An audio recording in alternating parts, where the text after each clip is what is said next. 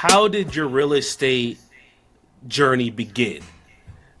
Now that you're in it, you're like, you know what? I'm gonna put my energy here. Did you just jump in and start making millions? Like, how did that how did that go? Oh man, so a lot of stuff was happening at the time. My mom was battling cancer, Mm. and I was just making calls. And I had a small severance from my employer, and I had 401k, and I had a little bit of savings. So we lived on that while Jeez. while I was pursuing it, and we still had bills. We still had a car payment at the time. We still had monthly things that we had to service to keep us going. So it went 6 months without a single dollar coming into the house outside of what we already had saved up. And God provided, man. God provided. I don't know how it happened, but God just made a way. I was out 50-hour weeks, just, putting my head down and just grinding and knowing that I got to put in my hours, right? Yeah. I got to put in my hours of work. I got to put in my hours to learn this craft. I got to put in my hours of rejection, which is something I didn't really face in my other path, and being okay with that, and reframing what rejection means to me. And I remember going to YouTube and finding podcasts like this one to encourage me to reframe what rejection is. It's like, okay, you could get rejected by a stranger, or you could feed your family. If you got to Right. get rejected by 10 strangers in order for the 11th one to help you feed your family, go ahead and get those 10 rejections out the way, because somebody's going to see the value in what you're doing and what you're adding. And I've always, and that was my approach to real estate, is I'm adding value. And I'm not forcing you to get my service. I'm offering my service for those who need it. If you don't need it, there's no hard feelings, right? But if you need it, I think I'm going to do a better job than anybody else you're going to meet. And I guess that's part of my background in athletics. It's just, I know I'm going to put in the work to do the best job possible. So 6 months go by, and I'm at the office every day. I'm not just there 3 days a week. Jeez. I'm at the office every day. Now that I'm home, I'm picking up and dropping off the kids, right? So I'll wake up, take the kids to school, go to the office, knock out some calls, do some paperwork, do some terrible videos, and and then I'll pick them up from school, drop them off at home, go back to the office. I did that for 6 months straight. And the times that I took off was to take care of my now dying mother. But yeah, bro, just grinding. Was there ever a point where you're like, maybe I need to go reapply at some other career like I had Yeah. before? Or like, did Yeah. you deal with that type of thing, going to the office all the time, not seeing that immediate result? I did put in a couple applications. Here's how crazy I was, right? I put in these applications asking for a salary that I know they wouldn't give somebody that's just, even though they see my resume, they see where I'm coming from. They see I'm coming from a sinking ship. So why would I offer this guy more than the people that are working here that's coming off a sinking ship? But that's what I asked for. And it was something that I tell my son that he has to have sometimes, is irrational confidence, and be okay with the folks that don't see it. So this is like, I was asking people, I was like, yeah, man, I need you to pay me 65 grand and a year. And the It manager doesn't that's sound the interviewing same me, today as it must have back then. yeah. Like back then, it was like, woo, shoot. And this was back in 2016, 2015. I'm asking, almost a decade ago, I'm asking for this amount, and the people interviewing me don't make this. Like, I had one manager Yeah. say, I don't even make 65. What are you talking about? I said, well, that's my asking price. That's what I need to come over here and work here, and I'll add value to your organization, but they weren't having it, bro. And for me, it had to be God, because I wasn't discouraged. Yeah. I wasn't discouraged by them not calling me back. I wasn't discouraged by getting rejected.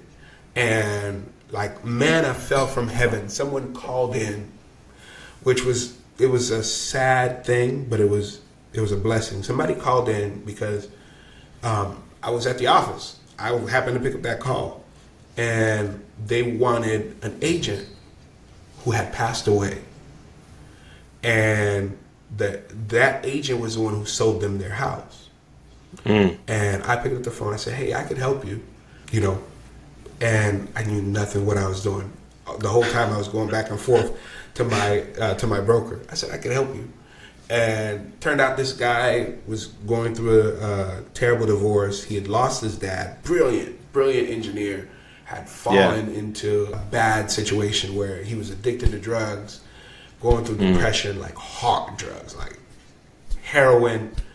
Jeez. Yeah. So I got the listing from him and his estranged wife, and my job was to keep him healthy and alive during the listing until the property got sold. So bro, I'm driving to this guy's house. I'm making sure I'm talking to him. I'm bringing him pizza, right? And I'm not making any money, but I'm going to Pizza Hut. I'm going to Domino's. I'm going to Marco's. I'm picking up a pizza, and I'm bringing it to him because I know he hasn't eaten for like 3 or 4 days. Yeah. Because that's just how the addict functions. And I'm like, hey, have you eaten? And I go and I check on the property to make sure that it's something that people could still go and see and show. I went in one time and said, yeah, man, I had a party over here and somebody stole my Rolex. I mean, this guy, this is in 2016, this guy was making over $400,000 a year. Crazy. He was making great money, lost his job, lost his wife, in danger of losing his health. When we went to sell the property, when we got it under contract, his mom wouldn't even let him move in with her. Oh my gosh. Yeah, so me, I've always had a giving spirit, which sometimes has gotten me in trouble. I went ahead and I said, hey, bro, I'll pay for a week or two for you to stay in this hotel. This is before I got my check. This is me digging deeper into my savings to say, hey, look, go ahead, get a hotel, helping him move, helping him pack. He was giving stuff away like crazy. So yeah, that was my first listing and one of my first closings. And it just happened because I was in the right place at the right time. And that motivated me to say, okay, let's keep going.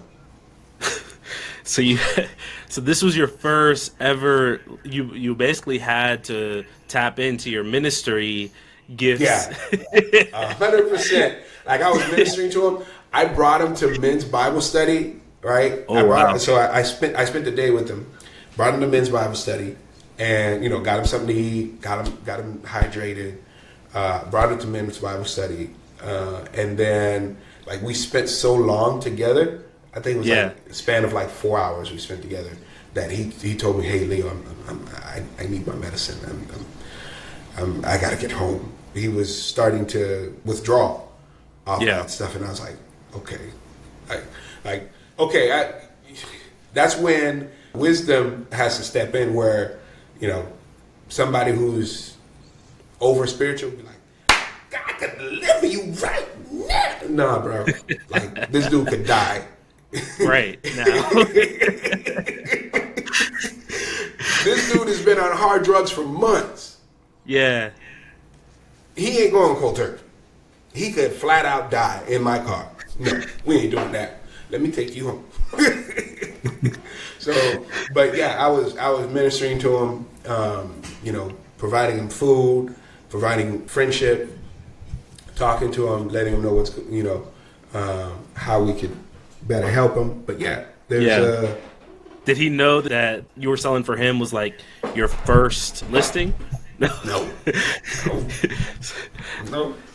I mean, it was my first on this earth, but in my mind, I had already done this. I had already done this several times over. No, me, no.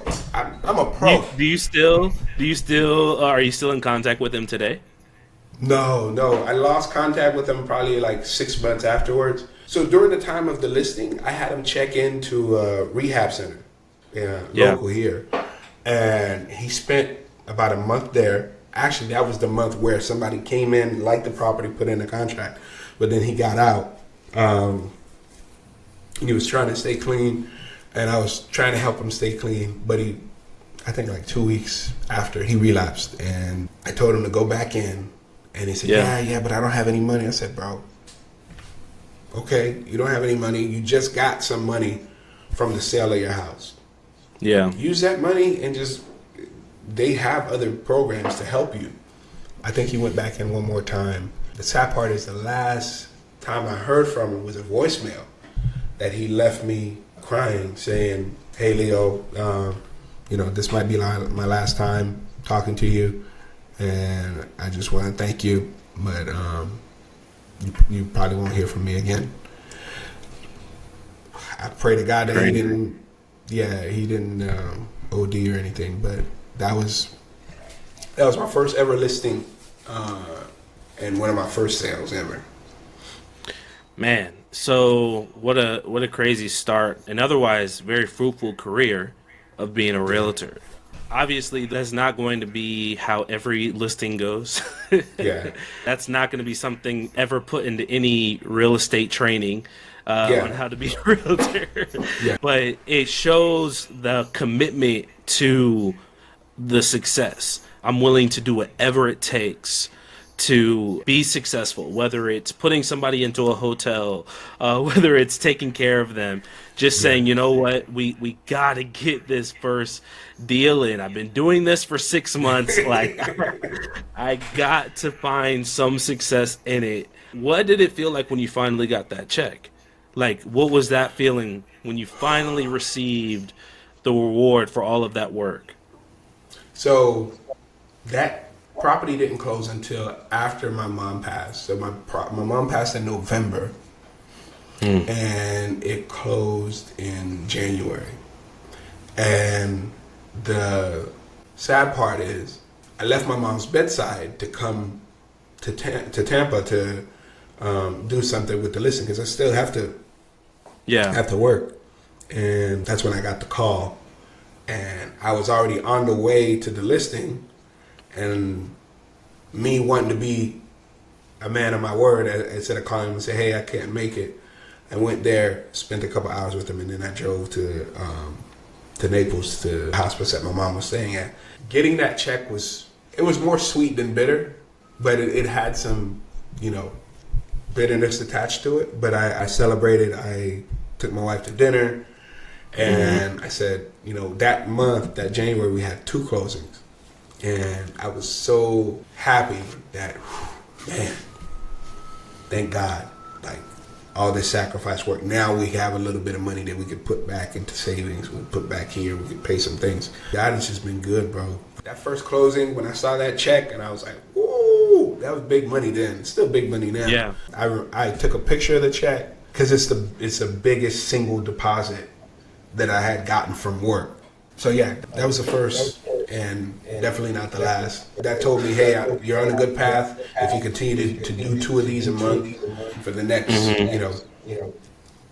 whatever years, your family will be all right. And that began to spiral. So all of that work that you had done for that 6 months rather, was not in vain. A lot of times we feel like, because we were trained in sort of this idea of having a job where you have like a really consistent income, we kind of bring that mindset over into the business world, where we feel like business success is linear, right? Yeah. And a lot of times that's not really how it works. And you have to deal with the emotions of knowing, even though I'm not seeing fruit from this, I'm planting the seeds that will eventually turn into a harvest. But just because we don't see the harvest right away, that's when our mental is really tested, because we don't really have the immediate results that we're looking for.